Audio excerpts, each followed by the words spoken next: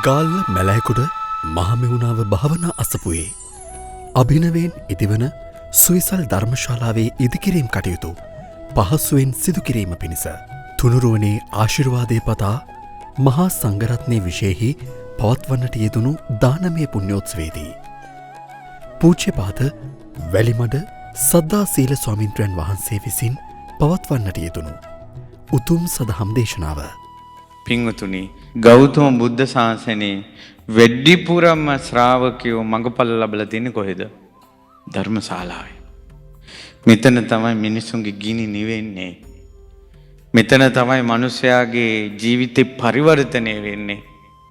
තරුණ දූල පුතාලගේ මේ අම්මලාගේ තාත්තලාගේ ජීවිතවල පරිවර්තනයක් වෙන්නේ ධර්මශාලාවේ. ධර්මශාලාවක් හදන අයට එයාට පහළ වෙන්නේ අම්මා නිවන් පුරය.